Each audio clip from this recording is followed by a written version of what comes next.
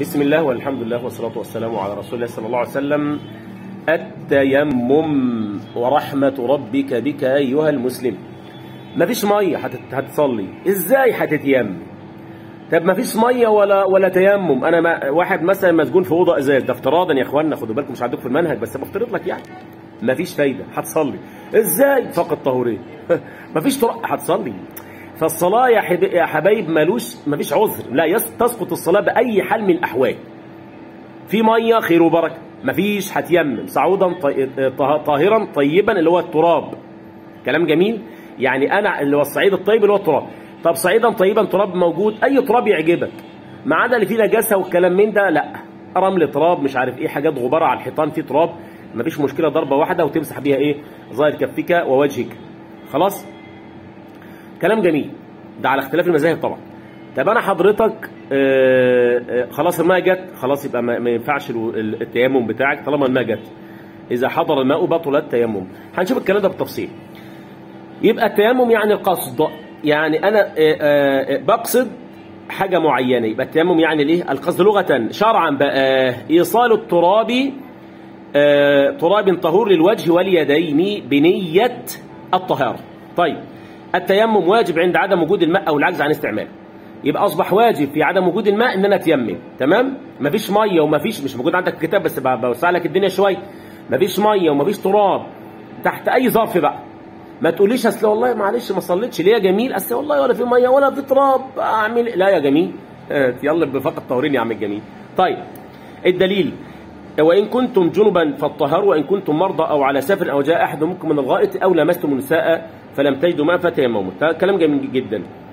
السنه: جعلت هي الارض مسجدا وايه؟ وطهورا. يعني المسجد، رواه الحديث البخاري ده، الحديث رواه مسلم. طيب شروط التيمم ايه؟ يعني شروطه ايه؟ اول حاجه العجز عن استعمال الماء، سواء انت مريض يعني ايدك فيها حاجه، عندك جلدك فيه حاجه، ممكن تبدل حتى لو ما موجوده. يبقى اول حاجه العجز عن استعمال. ان يكون بعد كل وقت على سبيل اليقين. يعني الظهر اذن وبعدين انا هتيمم عشان اصلي الظهر، والعصر خلاص هيأذن، الحق الظهر علشان طب الماء ما جاتش خلاص، استوسعت خلاص كل السبل، خلاص يبقى اتصرف انا واحاول اشوف ايه حل الموضوع ان انا الحق اتيمم واصلي. طلب الماء بعد دخول الوقت، هفضل ادور على الميه على بعد مسافه مثلا كيلو ولا كيلو ونص ولا حاجه، ما فيش ميه، خلاص هروح متوضي، هروح متيمم ولا ايه واروح مصلي. طيب ان يكون ما بعيدا عن المكان بحيث لا يصل اليه الا مشقه شديده او ضياع وقت طويل. التراب الطهور والدليل قول فتيمموا صعيدا طيبا. الفرائض: اول حاجه نقل التراب الى العضو الممسوح، يعني كده وبعدين اعمل كده لو في حاجه وبعدين اعمل كده اهو، خلاص انت كده اتيممت يا عم. طب كلام جميل. بنيه الايه؟ استباحه ما يحتاج لترك الصلاه وقراءه القران وغير ذلك. ولا يكفى ان ينوي رفع الحدث. انا رفعت الحدث ماشي، رفعت الحدث، لكن لو انت تستخدمه في صلاه او طهور لا، يبقى تيمم تاني. لا يكفى ان لا التيمم لا يرفع اليه الحدث.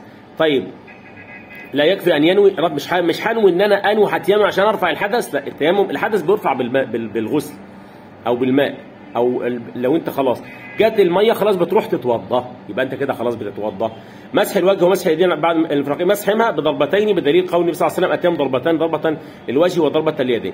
الترتيب عن مسح: يجب تقديم مسح الوجه على مسح اليدين سواء تيمم من حدث اكبر او اصغر. يعني بضرب ضربه اهو وضربه اهو، ده على الشافعي، على مذهب الشافعي. خلاص كلام جميل.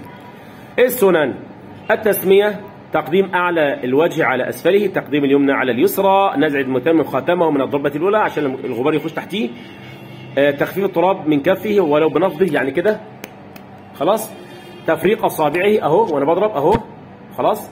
بعد كده الا يرفع يده عن الارض حتى يتم مسحه عن العضو، حتى يعني ما ارفعش ايدي عن وشي او ايدي لغايه ما اتاكد ان ايدي اتمسحت كده او كده. خلاص يا عمي، خلاص يا عم. المبطلات: كل ما ابطل وضوء، لسه كنت قلتها طبعا في موضوع الخف طبعا، وفي التيمم وليس في الخف. طيب كل ما ابطل وضوء: رؤيه الماء من غير وقت الصلاه، فليتيمم الشخص لمرض ونحوه ثم راى الماء، خلاص اثر رؤيه بل تيمم. يبقى انا لو انا جيت دلوقتي عندي مشكله، عنده كسر في رجله، عنده في صباعه فيها مشكله، بتوضى والصباع المكسور دون او متجبس او رجلي بتيمم ليه حتى لو في ميه، خلاص كده. طيب الردة، نعوذ بالله عز وجل من الردة. طبعا واحد ارتد يبقى خلاص كده بالسلامة، ما ينفعش، يبقى ده اسمه ايه؟ مبطلات التيمم. واحد ارتد خلاص، ما لا طول متوضى ولا متطهر ولا حاجة خالص، طب بالسلامة كده يا جميل. الجبيرة قلناها، حكم صاحب الجبيرة هي الجبس او الرباط اللي بيوضع على مكان الكسر عشان يكبر ويلتئم يعني. طيب حكم صاحب الجبيرة يتوضا للاعضاء السليمة ويمسح لعضوه اللي هو المكسور او المصاب، وكده يبقى خلصنا ايه؟ التيمم يا عم الجميل. خلاص.